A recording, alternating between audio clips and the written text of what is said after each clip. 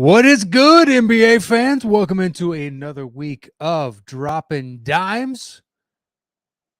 We are 5 games in to the NBA Finals with possibly 2 left. The Warriors currently sit with the lead. They're up 3 games to 2. Just a little statistical nugget for you. Whoever wins Game 5 wins the series 82% of the time. So the Warriors have the momentum, but they are going back to Boston for the next game, for Game 6. And first off, thanks to everybody that's already joining in the chat. Jeremy Bowers, Tamor Khan, Yuri McGarley. Gentlemen, how are we? I'm sure there'll be more joining us in the near term. But so last game, everything was trending for Boston to win that. And I think ultimately there were a couple keys that really hurt them and favored the Warriors, but the biggest being turnovers. When the Celtics turn the ball over 16 plus times, they just lose the game. Statistically speaking, their record is abysmal. And when they can keep it under 16 turnovers, so 15 and under, they're pretty unbeatable, which is somewhat a no-brainer. Now, on the flip side of that, Golden State, who's really turnover prone, did not turn the ball over much at all in the last game. But the turnovers, because then points off of turnovers, Golden State is getting out and running and just making Boston pay in those instances, because Boston shot twice as many free throws as Golden State. Now, they missed 10 and they end up losing by 10. Not to say that anybody's going to be perfect from the line, but had they hit a few more of those, still, though, they took 31 free throws to Golden State's, I believe, 15. So they had a tremendous advantage in the free throw department. And I know that a lot of Boston fans were saying the ref situation wasn't fair just because of the Marcus Smart foul after the technical he got when Jordan Poole basically out Marcus Smart. He did exactly what Marcus does, and Marcus is the first to admit, hey, I do those things to try and game the system. Sometimes it works, sometimes it doesn't. Like when Clay made a 3 from the top left of the arc, and he gave a slight little forearm shiver to Marcus to create a little bit of space, and Marcus oversold it and flopped and then slid like 5 feet. And you can see the baseline ref just watch him slide, going, there's no way he pushed you that hard. I'm not giving you the call on this. And Clay buries the wide open 3. So it sometimes it works in Marcus's favor, and other times it does not. But the free throw situation benefited them. They really just got killed on turnovers. Because the Warriors, I mean, on paper before the game started, if you just said all these guys are going to be abysmal from 3, and they had 4 guys just terrible from 3, Curry being one of them, went 0 for 9. You'd be like, oh my God, the Celtics crushed them by 20. Or will crush them by 20. And that just wasn't the case. And I know, so it's come up in the chat, like Jeremy Bowers saying, can we talk about how good Wiggins has been? Wiggins has been excellent. Just excellent. Taking advantage of what the defense is giving them. But I think a lot of that, or some of that credit, needs to go to Curry because of the gravity that Curry is drawing. Now, in Game 4, the Celtics were determined to do a drop coverage on pick and roll action. So what that means is the Warriors were getting a pick with whoever the big man was to get Al Horford or Robert Williams into defensive coverage onto Steph Curry. And those guys in game 4 were sagging back off of him, dropped down, hence the drop coverage. And they're 3 to 5 or 6 feet back from him, trying to stop him on that pick and the roll part of that, because they don't want to give up points in the paint, because whoever wins points in the paint in this series is winning the game. The winner of points in the paint is currently 5-0 in this series. So they were dropping back and leaving Curry wide open. And after the game, people asked Udoka, are you going to switch that up? Are you going to change things? And basically said the game plan is the game plan, and we like it, and we're going to stick to it. And they pretty much did. Now they added a few other wrinkles. There were drop coverages. They also doubled and just straight up switched man to man and then hedged. And Curry wasn't hitting his shots as much. But another new little wrinkle they were doing is basically whoever's man has Curry, they're just going to shade to him. They're going to turn their back on the offense, and they are only going to focus solely on what Curry is doing, which sounds good on paper. Just take him out of the play, force the rest of the team to get buckets. But that defense relies on help defenders. They switch pretty much everything, which is their greatest strength. But they do rely on guys shading in to collapse down on the defense to stop, interior points, easy buckets, stuff like that. And at various times, Marcus Smart or Jaylen Brown, or possibly Tatum, but I specifically remember Marcus and Jaylen just off, like Marcus was on Curry, and Curry saw that Marcus was not going to be invested in the play whatsoever. So Curry just sat up near half court, and it pulls Marcus completely out of that. And now you're running 4-on-4 in an even more wide open half court set. And the Warriors can still get into a lot of what they love to do with the lineup that's out there, like their split actions, or possibly like a Spain pick and roll, or they didn't really, I don't recall them running elevator, but they can still get into a lot of things that they love to do, pin downs and flare screens and everything else to free up guys to get shots. But to pull that defender away at times and force the defense to just go straight 4-on-4, the Warriors were making him pay for that. And that is the gravity of Steph. And there were other times where they put him into a pick and roll and they were over hedging onto Steph, and Steph found the roll man, got Draymond a couple times into that short roll action, which is where he's so deadly. He gets the ball as he's rolling and he's just below the free throw line. And now the defense collapses on him, and he's either kicking out to a wide open three or someone cutting on the baseline. But that is all due to the gravity of Steph. And Wiggins is the beneficiary of that. Somebody needs to be. If they didn't have a Wiggins, then your next up would probably be Jordan Poole, but he doesn't attack at the rim as consistently or effectively as Wiggins does. So Wiggins is getting that, and then because the defenders are hedging so strongly over to Steph, or they're slightly out of rotation because they're just trying to get back fighting over screens to maintain their defensive positioning, Wiggins is then free to barrel to the rim, which he did a couple times. That one, the switched hand, left-handed dunk, I'm pretty sure was because of the gravity of Steph pulling an extra defender, and then suddenly he had that slight lane, and he goes barreling in. Or that curl dunk where he came around the right, and he had Derek White on his hip, but that was from a pick and roll action. But Wiggins is making him pay.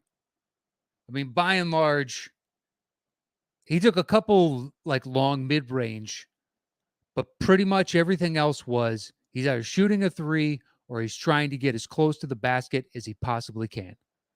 And even on his misses, he had one where he missed point blank and then got a putback and missed that. But everybody was scrambling around so hard, the ball eventually gets repossessed by Golden State, goes to Draymond. Boston's defense is still trying to reset and scramble around, and Wiggins is still underneath the rim, and Draymond kicks it back to Wiggins, and he gets an easy lay-in. Took 3 shots to get that 2 points, but it was somewhat demoralizing for the Celtics. It was in the first quarter, I believe, and helped run up that early score. But once again, this is predicated upon the gravitational force that is Steph Curry. And I hope I can't imagine this time around the voters for Finals MVP will lose sight of that if the Warriors manage to win this. Because even when he has an off night like that, last night, where he went 0 of 9 for 3, it's the first time in the playoffs he's ever not made a 3-point shot. He was still arguably close to the most lethal threat on offense out there at all times. The Celtics had to pay attention and honor wherever he was, even if he's having an off night, because it's Steph Curry. Like, one of my favorite little asides, you can find various clips of coaches when they're mic'd up for games. And there's several with Kerr, just because they've had so many playoff runs, and the Warriors are a team that draws a lot of eyes. And there's one where I believe it's a post-win, and Kerr puts his arm around Curry, and they're walking towards the tunnel. And Kerr's like, you know what I love about you, Steph? Is you could be 2 for 11. And then you get a semi-open 35-footer, and you take it and you make it. And part of that is, boy, that's a bad shot for anybody not named Steph Curry. It's like, have you ever seen Kerr's reaction to, it was one of the early, like, wow moments from Steph after Kerr had taken over, and they're playing the Clippers, and it's at the top of the key, very top.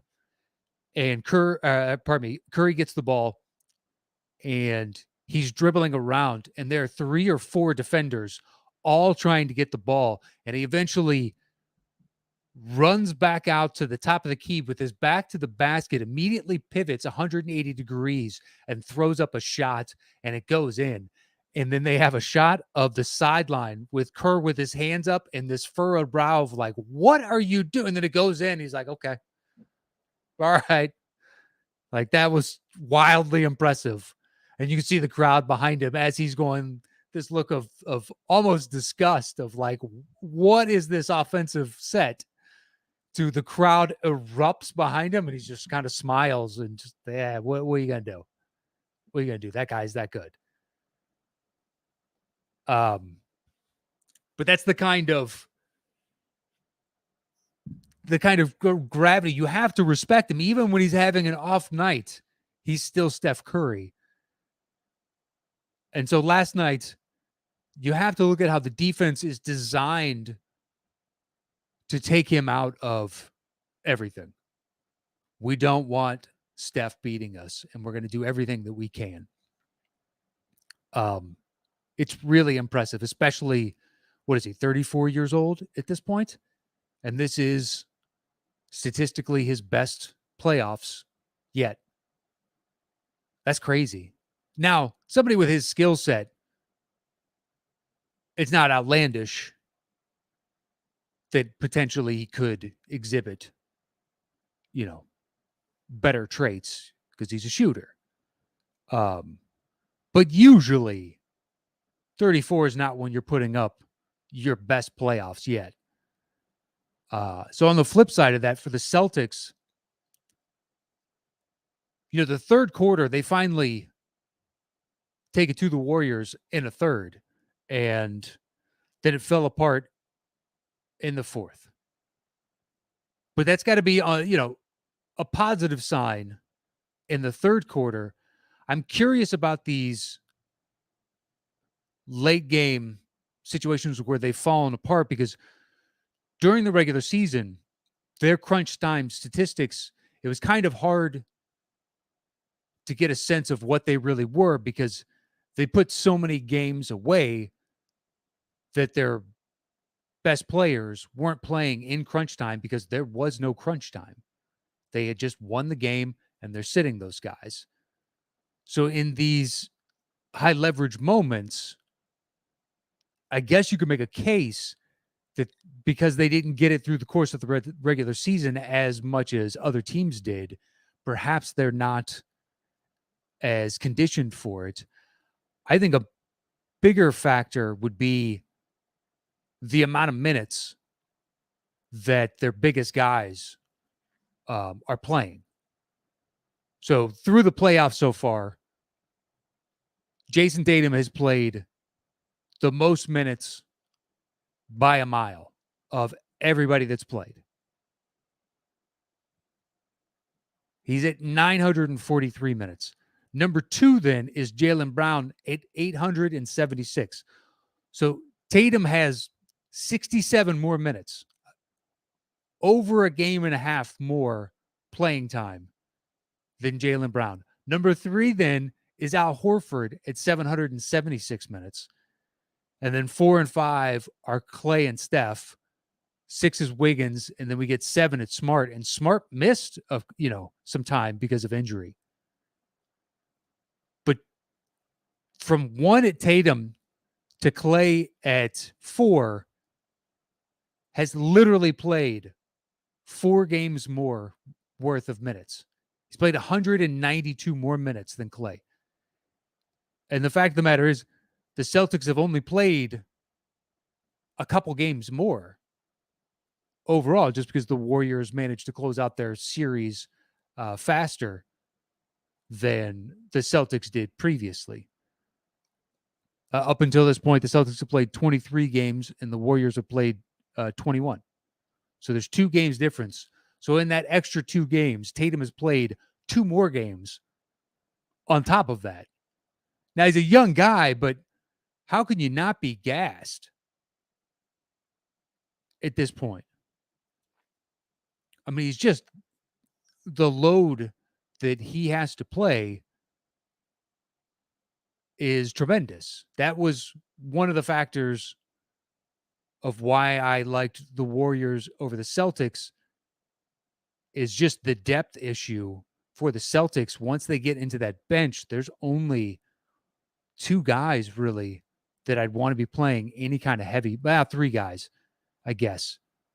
Derek White, Peyton Pritchard, and Grant Williams. But Grant Williams has not been effective in the series, just because Grant Williams is great when they have an elite wing in a Giannis and Kevin Durant, and like an individual like that, where we need somebody with his size and athleticism to be able to stop an elite guy.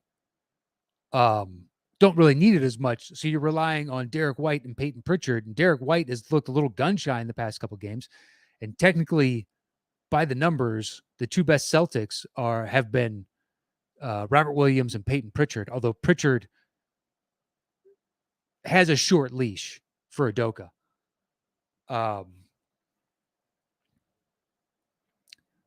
the Celtics have to rely on Tatum, Brown, Smart to play tremendously heavy minutes. And then they'll get a bit of, they have to figure out some rest situations for Grant Williams and for Al Horford, just because, or not Grant Williams, I'm sorry, Robert Williams, because of his knee situation. You can't just run him into the ground, because if he really hurts his knee again, you're already thin, especially at the center position, and you take him out, and now you're playing Tice a lot of minutes, and Tice is just going to get cooked, and you can't do it. And then you couple Tatum's minutes with, right now Tatum is the all-time leader in the playoffs, in a playoffs, like a singular playoffs run for turnovers. I believe in the last game, he overtook and became number one. So whatever he gets in the next game is just going to pad that unfortunate stat. But yes, he's turning the ball over, but I'd also say he's also playing a crazy number of minutes and with the ball in his hands a lot. And the thing is, even in all those minutes, he does have a lot of turnovers. Tatum is doing a lot of things right. Now, his shot, unless he's shooting from three, which he's shooting damn near 48% from three, unless he's shooting from three, his shot elsewhere has been mediocre.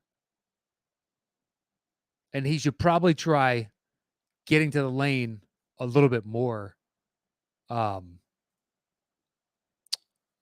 than he is right now. But he also is leading the finals in free throw attempts. But he's shooting almost 66% from the free throw line. I mean, when he went 0 for 2 at that one pivotal point when they were inching their way back into the game, that seemed to be just a huge moment. They needed at least one of those, but to miss both was so demoralizing. It felt like for the team. It kind of seemed as though if I were a Celtics fan, it's like, oh God, we're getting close, but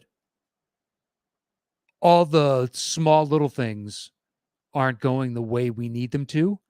Like they rattled off in the third quarter. What was it? Was it 7 or 8 straight threes? They made them all. And they just turned unconscious from three, and everybody was hitting them. I mean, they got all involved. It was Smart, Horford, Tatum, Brown, like everybody was making from three. And climbed them back into the game when it looked like the Warriors are about to just blow the lid off of this. Tamor, thank you. It was 8 straight. And they were inching back in, but like those 2 missed free throws and then the Smart technical they got the ball back, but then the not foul on Jordan Poole. Although I will agree with Celtics fans later in the game, Draymond walked into their huddle. I have no idea why he didn't get a technical for that. Watching it just play out in real time, it's like, what in the world is going on? Nobody was pushing or shoving. They just kept walking. Perhaps that's why all sides kept their composure and didn't actually say anything. But to watch this unfold, it's like, what is going on here? Why is this happening? And then find out that it was Draymond basically playing more mind games and just saying, I want the ball back. It's no longer yours. Like trying to get it back from Tatum. Tatum takes it to the bench and sits down with it. Just the pettiness is so great. It's so great from both sides. But I don't know how Draymond doesn't get a technical for instigating. It doesn't make sense. I'm all for you've earned the right type of situations, but that isn't one of them. You just haven't. Oh, by the way, earn the right. My favorite is it was last game and Grant Williams is in and he got called for a foul and he turns to the bench. He's like, review. And in my head, I'm like, do you really think they're going to use the review to save a foul on you? Of all the players right now, if this were previous series where you were a huge, like, pivotal piece out there and they needed you, like in the Milwaukee series, in that closeout game where he just played the best game potentially of these playoffs. It's like if that was late in that and it was, you were on the verge of getting 5 or possibly fouling out. Totally. I agree with you. Let's review that. Maybe. It's like when Draymond demanded the review last night. I agree with him. He didn't foul him, but I also don't think there was enough to overturn the call. So when they upheld it and be like, it's one of those, you could say that he bumped him type of situation. The foul's already been called. I don't really see them reversing this. Also, you've acted like kind of a child at certain moments in this game. So perhaps it's a penalty for those actions. But to see Draymond stomp up and down, well, he's built up the equity with his coach and his teammates to exhibit that type of behavior. And they're all like, you know what? I think Kerr was like, it's going to save an argument later. And even if we lose this game, we'll have a better chance of winning overall if we can keep a harmonious unit with Draymond not rocking the boat. So I'll go ahead and challenge this. But to watch Grant Williams be like, "No, challenge," and I just started laughing. It's like, no chance, man, no chance. You are wasting your time. And part of that is it's a natural reaction for a player to alert to the refs. In no way was that a foul.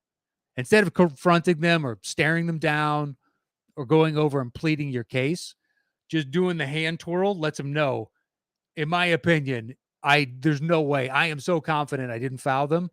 I think you should use our coach's challenge right here. But it still made me laugh.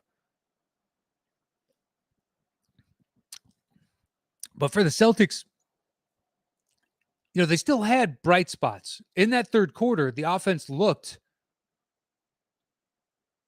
really good. They were getting into the defense, making the Warriors collapse down to protect the paint, and then kicking out to a wide open Marcus Smart and a wide open Jason Tatum and a wide open Al Horford for those threes. So I think a little bit more of the ball movement would be a good thing, but you have to give quite a bit of credit to Golden State, because where Wiggins has really excelled for me is on the defensive end. Like that travel that he got on Tatum, where I think it was him and Draymond, but Wiggins, Tatum was going up for a layup on, was that a fast break? Might have been, or somewhat close to that. But Tatum was coming to the lane and Wiggins was on him, and he jumped just a tad earlier than Tatum. And Tatum then pulled the ball down from his up motion to go for the layup, and he traveled straight up. And of course, Tatum never commits a foul or a turnover. Every time he turns to the ref and raises his hands and be like, look, man, some of these are fouls, or there's times where he throws the ball away and it's just a straight up turnover. And he's pleading his case with the refs. And you see a replay and be like, there was no foul. You just threw that ball into the stands. But that early jump from Wiggins caused the hesitation in Tatum, thereby forcing the turnover. But Wiggins was just a stout defender numerous times. It's really impressive to watch.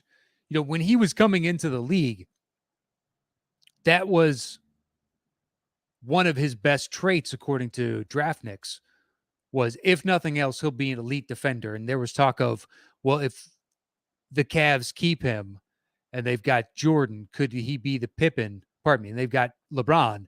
Could he be the Pippen to LeBron's Jordan? And then he goes to Minnesota, and you don't get as much of the spotlight, and you're not in these moments. So you don't really see this type of ability from him night in, night out. And now to watch him against Tatum and against Brown, but mainly against Tatum, it's really impressive. His footwork is crisp, and he is staying in front of him, where in a regular season, some of this is getting called for a foul. But because it's the finals, it's like you gotta go further than this. Like there are points where Tatum will do like a slight like 90-degree pivot, and suddenly Wiggins' arm will be caught underneath, like in the crook of his elbow or something, but he immediately pulls it out. In the regular season, you might get called for a foul on that. Just your hands are in the wrong place. But in the finals, it's just like you didn't affect a potential shot. And, you got to earn this. This is for a championship. We're not going to give you every ticky-tack foul. Plus, the Celtics shot 31 fouls last night. I don't know how many more calls could have gone their way. Hell, I can remember at least twice the Celtics got into the bonus with 7 minutes and change left. So we hadn't even officially gotten to the halfway mark of a quarter, and they were in the bonus already. But they got to the bonus early in all 4 quarters, if memory serves. And weren't able to fully take advantage of that, even though they shot twice as many free throws. It could have been 50 had they kept just driving into the lane and forcing the issue more and more and more. But Wiggins, once again, to go back to him forcing Tatum into shot selections that weren't ideal numerous times and was what saved the Warriors in quite a few different situations, him and Brown. They got him each to put up bad shots where then it's an easy rebound for the Warriors, or an off-ball block from Wiggins. He had a couple of those last night. There was a vicious one on Brown, and the ball, I believe, went straight up into the air, and Steph got that rebound or got that deflection, and then they immediately started on the fast break. But Draymond was excellent on defense. Gary Payton comes back in and has another really strong game where he knows when to shoot and when to try and find another open man. But his defense was good again. And I'll be interested to see if Kerr rolls out the Otto Porter to start again to get Looney, because they're trying to stagger a little bit the Looney and Draymond minutes. I mean, by the numbers, technically, the Warriors are the most effective when Looney is out there, but you don't want to get him into foul trouble, which has happened in this series. And you also want to be able to play him, especially late in game, if you need that extra size for defense or rebounding. So you need to be somewhat protective of him. Porter's a nice little stopgap measure, but you can't get heavy minutes out of him. Although you can get more out of him than you can out of Iguodala at this point. But Kerr is not. In previous rounds, he was willing to dip further into his bench to get down to your Kumingas and your Moody's. But Bielitsa, I think, is far down into his rotation as he's willing to go. And Udoka has an even shorter, bench. It's Derek White, and that's about it. You'll get spot minutes from Grant Williams at this point. You'll get spot minutes from Peyton Pritchard. But that's about it. You're not going to get a ton of minutes from the very end of even the middle. I mean, Tice is not going to get out there all that much. And if you take away like late game situations where you're clearing out the benches, Neesmith isn't going to get much of a run, although he's going to get more than Stauskas or any of the guys at the very, very end of the bench. But Udoka just it's a thin line of individuals that he is willing to play out there right now. And Kerr can at least mix it up. If the Warriors really want to make this, like, close it out, if they can get foul trouble on anybody on the Celtics and get the Celtics deeper into their bench, it's more than likely going to spell early doom for them. But yeah, watching it, it's just so intriguing that Boston basically stuck with the defense on Curry, made some slight adjustments of we're just going to stick a guy on him for certain possessions, a Smart or a Brown, and basically don't worry about what the rest of the offense is going to do, and just make sure Curry is not part of this play. When he is having an off night, like it had they taken this strategy in game 4, perhaps they affected Curry a little bit more, and it's enough for them to pull out a win in game 4.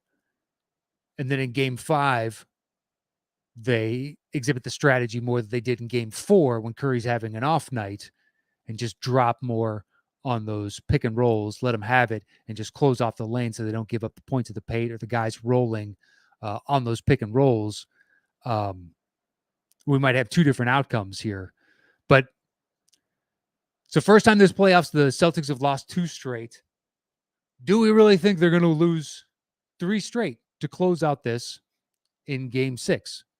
Now, Boston's not the best at home this postseason. And if there's any team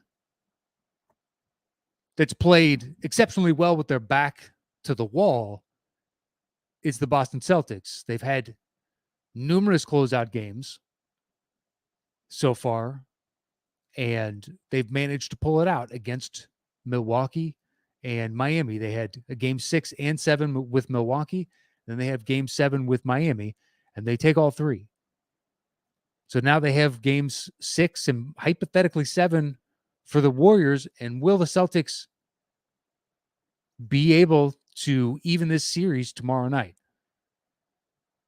They are playing at home, and that fan base is going to be rabid, flat out rabid. If the Warriors were unhappy with the interaction with the fans and their overall general decorum in the previous games in Boston, I can only imagine what this one is going to look like. The weird thing is, man, when they show shots of the crowd in Boston, there's so many people with like the big, huge, cheap Mardi Gras chains and the massive medallions akin to Flavor Flav's clock from Public Enemy in the late 80s, early 90s. But that like size medallion, it's like the basketball version of the Raiders fans. It's so strange to watch. Like I think of them as a solid fan base, but not of these court jesters dressing up in the weirdest, titty beads you're ever going to see. I don't know where this trend came from and why Boston of all places. Like Miami or New Orleans or something, like it's in the region, New Orleans especially, it totally would make sense if they have the Mardi Gras titty beads. But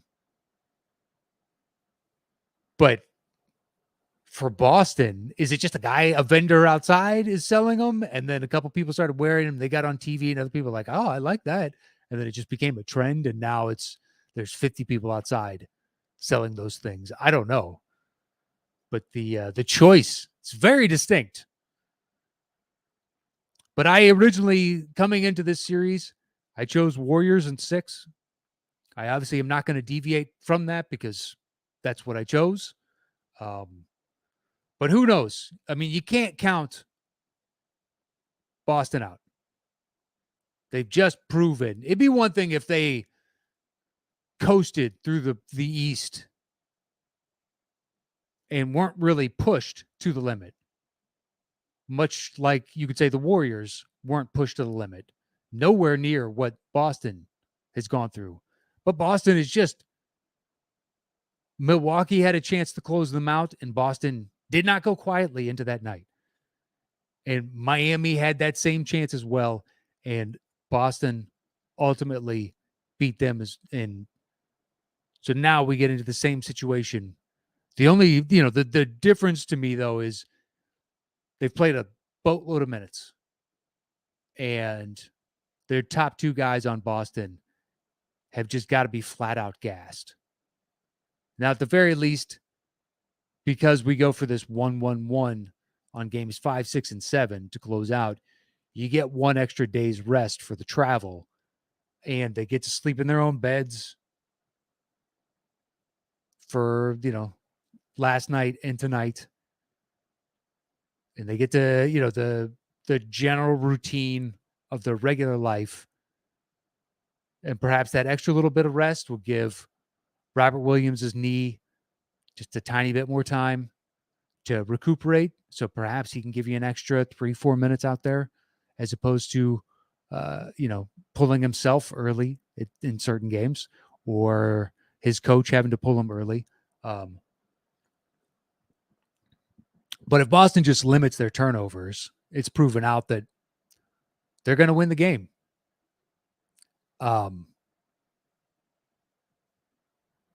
So there we go. Boston limits turnovers, wins the points in the paint battle. They're going to win it. But I'm going to jump into the chat. Oh, Tamor Khan said, I'm so glad I got to see Wiggs' poster in person. Yeah, that was an awesome dunk. Great seats, by the way, Tamor. I believe that was you that tweeted me the video from pregame. I was more impressed with Wiggins' Jordan-esque switch hands to go to the left layup as he coasted through two defenders. That to me was the more impressive athletic play. But that dunk would have been electric in person. And you just feed off the crowd around you and everybody's just going bananas. So Tamor says the start of the third where Boston kept getting whistles made it seem like the fix was in, completely wiped the lead. Well, that and all the threes. So Jeremy Bauer says Wiggins has done everything besides scoring. His defense has been great, and he is killing it on the boards. Yeah, the boards thing I didn't even mention yet, so thank you for that. Game 4, he sets a career high for rebounds at 16. And then he turns around and has, I believe it was 13 boards last night, like another excellent rebounding game. And the Warriors, even though Boston has the size advantage and the length advantage, the Warriors are winning the rebounding battle. That's another factor out there. But turnovers, I think, would be the bigger key. So Tamor Khan says the Warriors' conditioning is levels above other teams because of all the off-ball action. Quite possibly, yeah. I mean, they're constantly running, which you would hope that other players like Curry would look at that and be like, well, there's a way I can be effective. James Harden, Russell Westbrook, numerous other point guards and wing players that just stand there and watch as other teammates are doing all the running around. It's an easy way to be effective. Just to keep the defense honest. So Daniel Savoy says, hello. There are signs in Boston with Aisha can't cook on them. Yeah. Did you see that Curry showed up to this post-game presser with a T-shirt that says Aisha Curry can cook? And he had a jacket on over top of it, but it was like a zip-up jacket. And he had that thing unzipped and perfectly framed. So you could see that, as soon as he comes in to sit down, it is prominently displayed. So Curry saw that and was more than happy to have that, I guess, interaction with the general fan base at large. So JMB says, how dare you impugn us Raiders fans, Matt? How dare you? There's nothing wrong with being a weirdo. Not at all. It's one of those things of it's an interesting hook that the Raiders have, and it seemed to be built up over, time. When I was a kid, like they had a rabid fan base with a little bit of those aspects, and then over time, like the road warrior type vibe rather is grown steadily. And then the guys with the shoulder pads, with the spikes and the face paint and all that as it's built up over time. And now it's just one of those things of it's the Raiders fan base and it's unique to them. So I enjoy it for the Raiders. It's just for the Celtics, I don't know. It's anachronistic. Why are titty beads the answer or the fashion accessory choice du jour for Boston of all cities? I don't know. It just doesn't make sense to me.